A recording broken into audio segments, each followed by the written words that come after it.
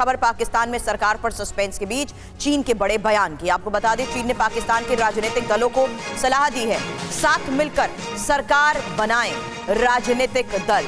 चीन की तरफ से कहा गया है, सुचारू और स्थिर चुनाव के लिए बधाई दी गई है चीन की तरफ से। तो चीन का बयान, सुचारू और स्थिर चुनाव के लिए शुभकामनाएं किसको? पाकिस्तान को। और साथ मिलकर सरकार बनाने की राजनीतिक दलों को दी गई सलाह। तो चीन ने पाकिस्तान के राजनीतिक दलों को जिस तरीके से सलाह दी है, उसको देखते हुए ये बड़ा बयान, चीन का ये बड़ा बयान पाकिस्तान में सरकार बनाने पर, और जो सस्पेंस लगातार बना हुआ है उसको देखते हुए चीन के इस बयान के राजनीतिक दलों को सलाह दी गई है, जिसमें साथ मिलकर सरकार बनाने के विकल्प को चुनने की बात कही गई।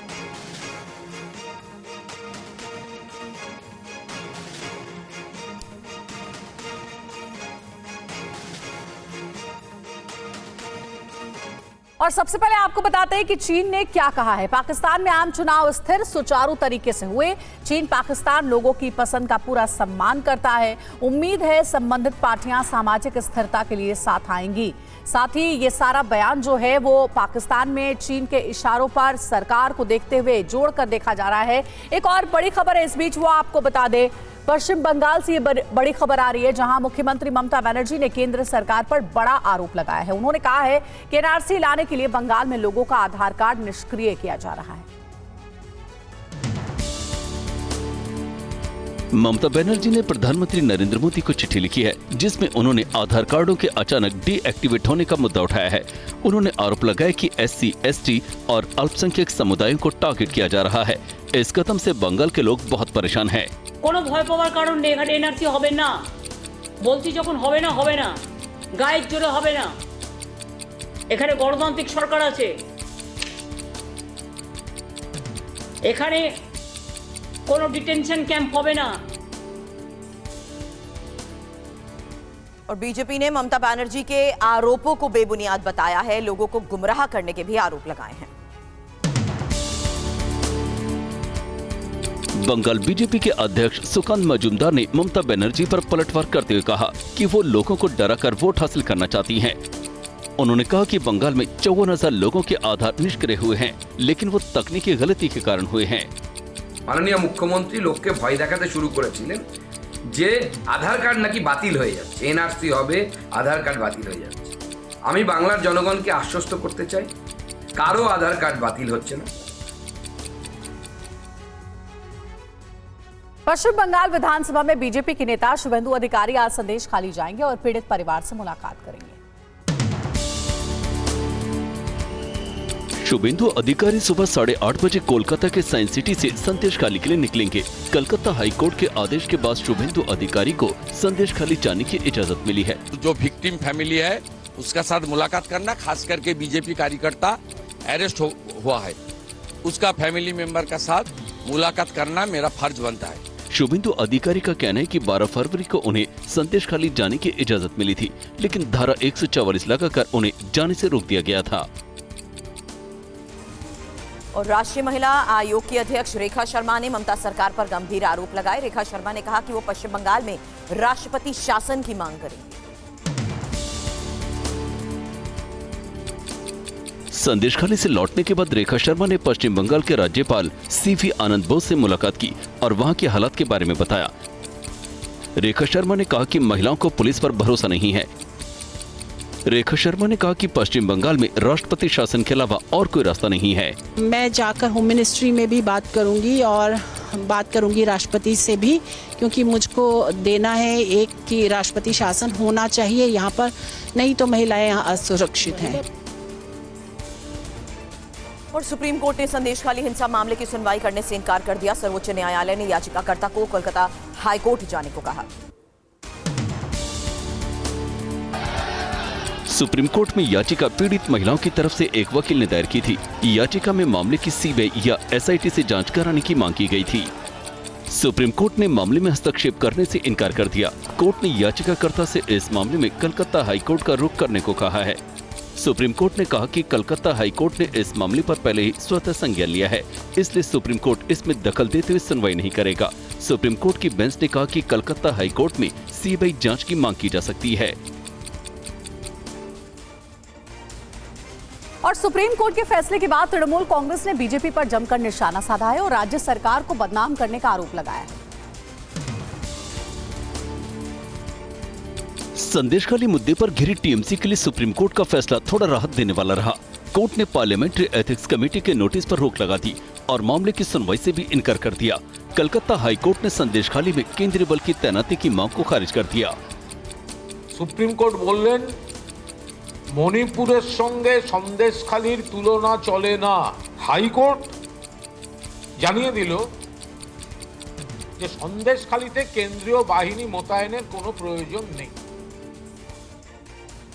एमएसपी पर सरकार और किसानों के बीच सहमति नहीं बन पाई और किसान सुबह 11 बजे दिल्ली कूच करेंगे। मीटिंग में सरकार ने 5 फसलों पर एमएसपी देने का प्रस्ताव दिया था, जिसे किसानों ने खारिज कर दिया। किसान संगठन 23 फसलों पर एमएसपी की मांग पर अड़े हैं। उनकी मांग है कि फसलों की कीमतें स्वामीनाथन आयोग की रिपोर्ट के आधार पर तय की जाएं। किसानों का कहना है कि इससे सरकार पर ज्यादा बोझ नहीं पड़ेगा। तो जो केंद्र ने प्रस्ताव भेजा वो अनुचित है, इसलिए हमने उनको रद्द कर दिया है और हम लीगल गारंटी कानून बनाने की मांग पर खड़े हैं। बातचीत नाकाम होने के बाद किसानों ने दिल्ली कूच का ऐलान कर दिया। किसान कल सुबह 11 बजे दिल्ली कूच करेंगे।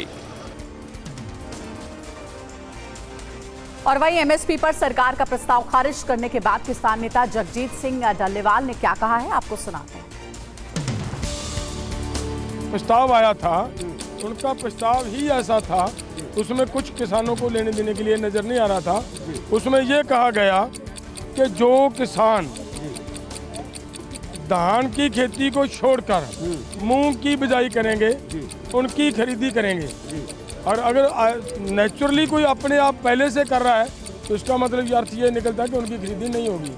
तो सरकार ने जो अंदर बात कही वो बाहर आकर कहने में बहुत जमीन आसमान का अंतर पड़ गया।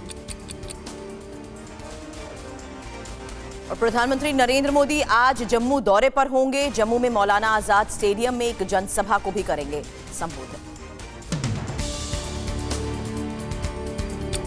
जम्मू में पीएम मोदी 30,500 करोड़ रुपए से अधिक की विकास परियोजनाओं का उद्घाटन और शिलान्यास करेंगे। प्रधानमंत्री मोदी जम्मू एम्स का उद्घाटन भी करेंगे। उन्होंने फरवरी 2019 में इसका शिलान्यास किया था। पीएम मोदी जम्मू हवाई अड्डे के नए टर्मिनल भवन की आधारशिला रखेंगे। जम्मू कश्मीर में कई महत्वपूर्ण सड़क और रेल परियोजनाओं की आधारशिला रखेंगे। अपने कार्यक्रम के दौरान प्रधानमंत्री जम्मू कश्मीर के लगभग 1500 नवनियुक्त सरकारी कर्मचारियों को नियुक्ति आदेश वितरित करेंगे। खेलो इंडिया यूनिवर्सिटी गेम्स में हिस्सा ले रहे खिलाड़ियों के लिए पीएम मोदी ने वर्चुअल संदेश जारी किया। उन्होंने खिलाड़ियों को जमकर और डटकर खेलने की सलाह दी। मैं इस इवेंट में हिस्सा लेने आए सभी खिलाड़ियों को अपनी शुभकामनाएं देता हूं। देश के कोने कोने से आए आप सभी खिलाड़ियों ने गुवाहाटी में एक भारत श्रेष्ठ भारत की भव्य तस्वीर बना दी है। आप जमकर खेलिए, डटकर खेलिए। कांग्रेस नेता राहुल गांधी आज सुल्तानपुर कोर्ट में पेश होंगे। मानहानि के एक मुकदमे में राहुल गांधी की पेशी।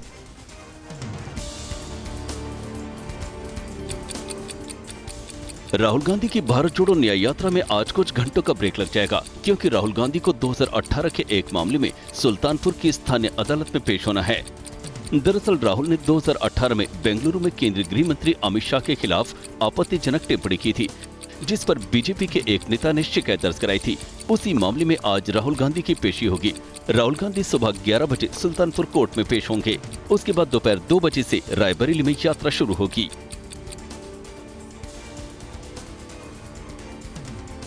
कमलनाथ आज बेंगलुरु के लिए रवाना होंगे, जहां अपने आध्यात्मिक गुरु से मुलाकात करेंगे।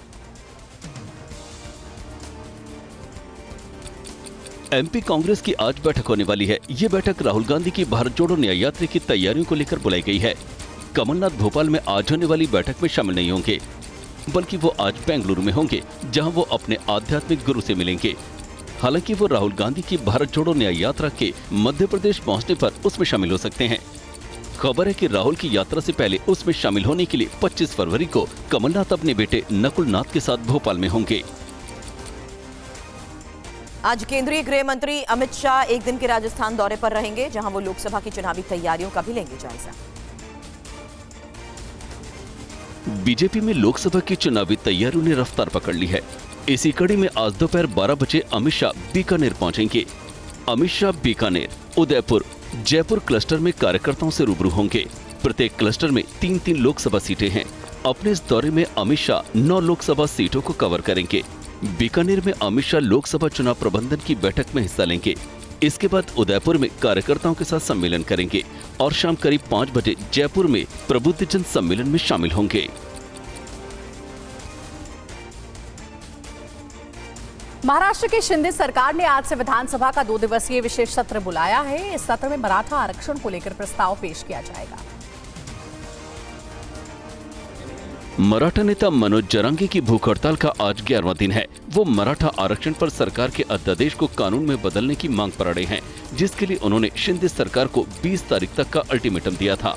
इसी अल्टीमेटम की वजह से आज महाराष्ट्र विधानसभा का 2 दिवसीय विशेष सत्र बुलाया है, जिसमें मराठा आरक्षण पर कानून बनाने पर ठोस फैसला लिया जा सकता है। इससे पहले मनोज जरांगे के अनशन को खत्म कराने के लिए सरकार मराठा आरक्षण के लिए अध्यादेश लेकर आई थी। अध्यादेश को कानून की शक्ल देने के लिए मनोज जरांगे एक बार फिर अनशन पर हैं।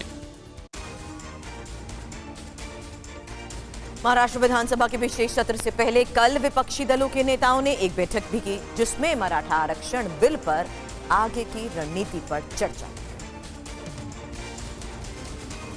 महाविकास आघाड़ी की बैठक में कांग्रेस नेता बाला साहेब थोरात, नाना पटोले, पृथ्वीराज चौहान समेत विपक्ष के कई वरिष्ठ नेता शामिल हुए। सभी विपक्षी नेताओं ने मराठा कानून बनाने का समर्थन किया है। मराठा समुदाय के लोग लंबे समय से इस कानून की मांग कर रहे हैं। मराठा आरक्षण मिलना चाहिए, ये तो हमारा पहले से ओबीसी को कोई धक्का न लगा के मराठा आरक्षण मिलना चाहिए। ये तो हमारा सब पार्टी का जब मीटिंग होती है तभी बताया, जब कोई भी डिस्कशन होता है तभी हमने बताया। वो तो हमारा सबका डिसीजन है। देश में लोकसभा और विधानसभा के चुनाव एक साथ कराने के मुद्दे पर अहम बैठक हुई। बैठक में क्या हुआ, बताते हैं आपको पूरी रिपोर्ट। दिल्ली में पूर्व राष्ट्रपति रामनाथ कोविंद की अध्यक्षता में उच्च स्तरीय समिति की बैठक हुई। बैठक में गृह मंत्री अमित शाह, 15वें वित्त आयोग के पूर्व चेयरमैन एन.के. सिंह, लोकसभा के पूर्व महासचिव doctor Subhash Singh Kashyap, senior advocate Harish Salve और पूर्व chief vigilance commissioner Sanjay Kothari शामिल हुए। बैठक में समिति ने अब तक की गतिविधियों और प्रगति की समीक्षा की गई। समिति के अध्यक्ष रामनाथ कोविंद ने सुप्रीम कोर्ट के पूर्व मुख्य न्यायाधीश S.A. बोबड़े, जस्टिस दीपक मिश्रा के साथ भी चर्चा की। आज उत्तराखंड के मुख्यमंत्री पुष्कर सिंह धामी अपने मंत्रिमंडल के साथ अयोध्या के राम मंदिर में करेंगे दर्शन। बताया जा रहा है कि सीएम धामी पहले 2 फरवरी को अपने कैबिनेट सहयोगियों के साथ रामलला के दर्शन करना चाहते थे, लेकिन अयोध्या में राम भक्तों की भारी भीड़ के चलते उन्होंने अपना कार्यक्रम स्थगित कर दिया और अब आज सीएम धामी अपने मंत्रिमंडल सहयोगियों के साथ रामलला और हनुमानगढ़ी में दर्शन करेंगे। दर्शन के बाद आज ही वो उत्तराखंड लौट आएंगे। एक एक करके बीजेपी शासित राज्यों के मुख्यमंत्री अपने मंत्रिमंडल के साथ रामलला के दर्शन करने आ रहे हैं। इससे पहले गोवा के सीएम ने अपने मंत्रिमंडल के साथ रामलला के दर्शन किए थे। रामलला को भोग लगाने के लिए किसने बनाया 7000 किलो का हलवा, दिखाते हैं आपको रिपोर्ट में पूरी खबर।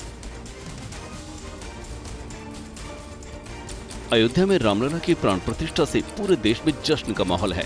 हर कोई अपने अंदाज में रामलला को कुछ न कुछ अर्पण करना चाहता है। इसी कड़ी में चर्चा हो रही है कि विश्व प्रसिद्ध शेफ विष्णु मनोहर की, जिन्होंने एक ही बर्तन में 7000 किलो का हलवा भगवान राम को भोग लगाने के लिए तैयार किया। बताया जा रहा है कि इस हलवे को बनाने के लिए 12000 लीटर की क्षमता वाली एक विशेष कढ़ाई का इस्तेमाल किया गया। हलवे में 900 किलो सूजी, 1000 किलो चीनी, 1000 किलो घी और 200 लीटर दूध का इस्तेमाल हुआ। और पुणे में एमएनएस कार्यकर्ताओं ने स्कूल की बिल्डिंग में जमकर तोड़फोड़ की। पूरी रिपोर्ट आपके सामने।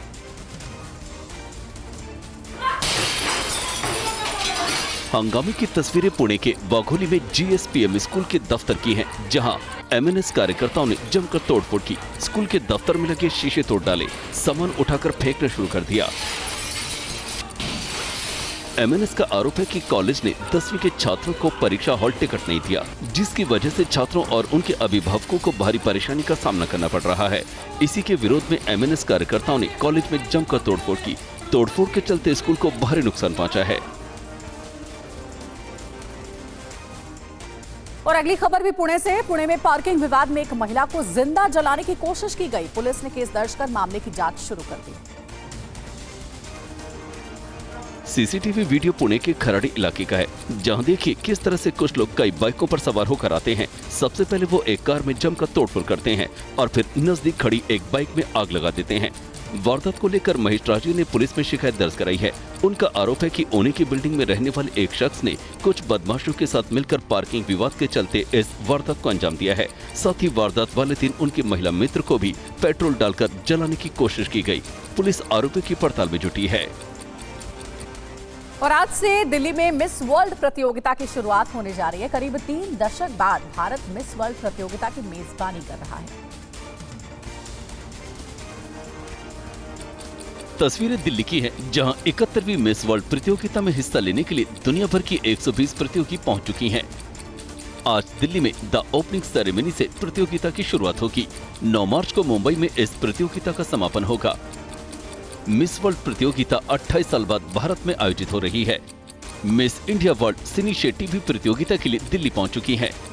71वीं मिस वर्ल्ड प्रतियोगिता के लिए पहली बार 5 मिस वर्ल्ड विजेता इंडिया पहुंची हैं।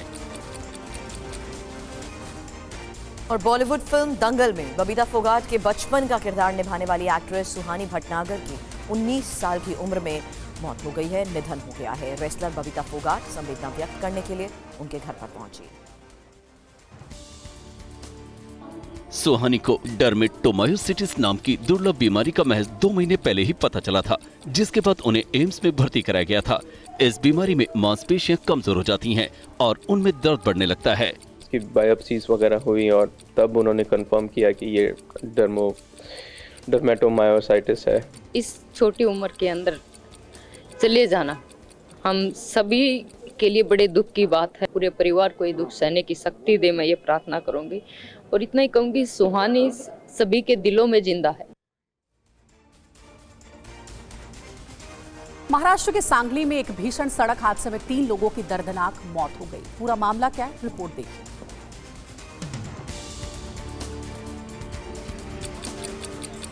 हादसा रत्नागिरी नागपुर हाईवे पर शिरधोन के पास हुआ। हादसे में कार के परखच्चे उड़ गए। कार के इस हालत को देखकर अंदाजा लगाया जा सकता है कि टक्कर कितनी भीषण थी।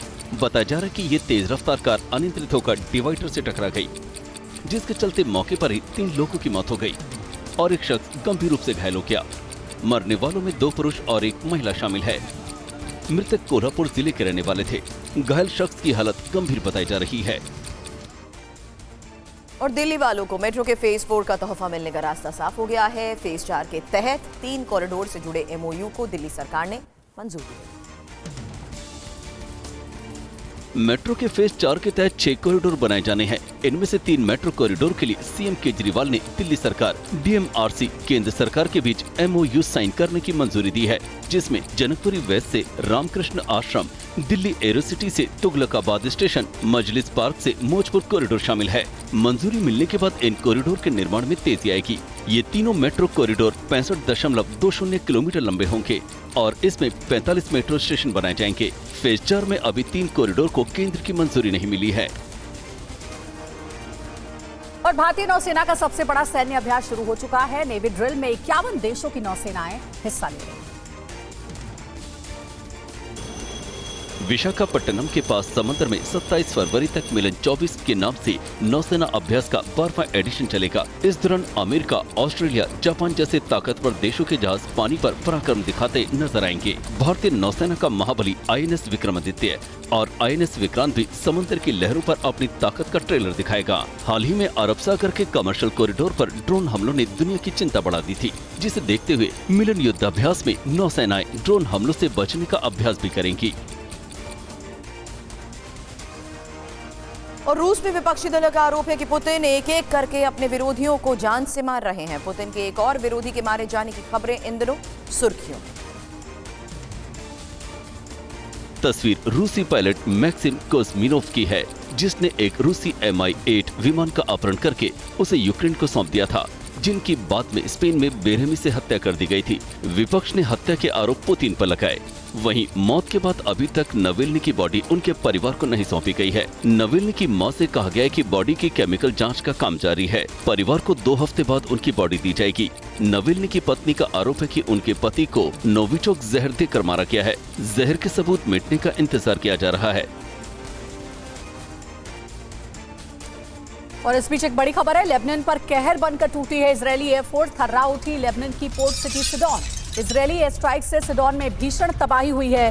हर तरफ उठती दिखी है आग की ऊंची लपटें।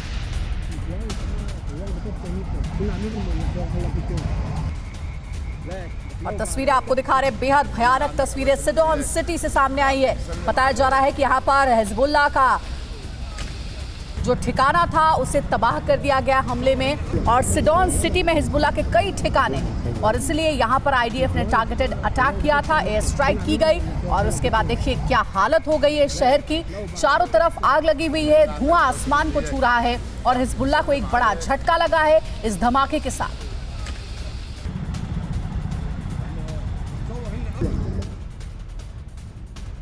और लेबनान के सिडोन पर अब तक का ये सबसे बड़ा हमला है। बड़ी खबर बता दें, हिजबुल्लाह के गढ़ पर इजराइल की बमबारी को लेकर खबरें आ रही हैं। सिडोन में ही तबाही का एक और वीडियो अब देखिए।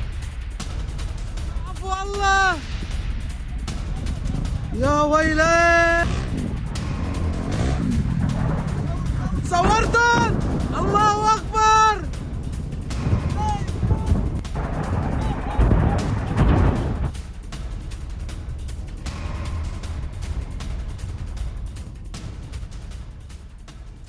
और इजराइल ने लेबनान में हिजबुल्लाह के कई ठिकानों को तबाह करने का दावा किया है। आईडीएफ ने हमले के कई वीडियोस भी जारी किए हैं।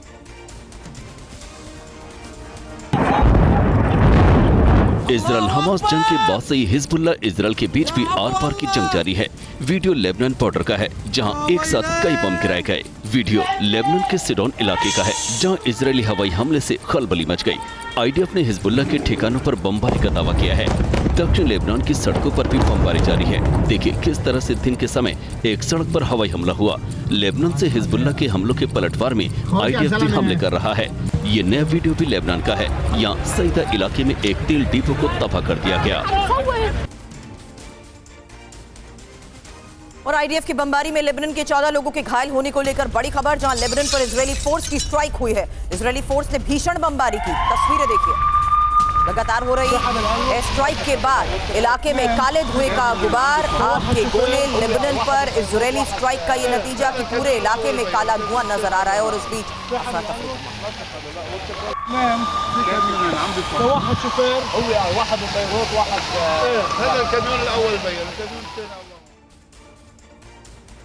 और इजरायली जंग में फंसे लोग भूखमरी से जूझ रहे हैं। गाजा में राहत सामग्री के लिए तड़प रहे लोगों पर फायरिंग की गई, जिसमें एक शख्स की मौत।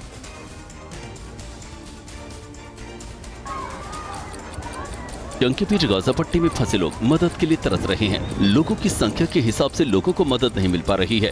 वीडियो गाजा पट्टी का है, जहां राफा बॉर्डर की ओर से आते राहत सामग्री से भरे ट्रकों को देखकर भीड़ टूट पड़ी। भीड़ को तितर-बितर करने के लिए पुलिस ने फायरिंग की, जिसमें एक शख्स की मौत हो गई। इस बीच लेबनान पर इजरायली बमबारी का दौर जारी है। बमबारी के इस ताजा वीडियो में 14 लोगों के घायल होने का दावा किया गया है। इजरायल ने लेबनान के सिडोन शहर को एक बार फिर निशाना बनाकर हवाई हमले किए हैं।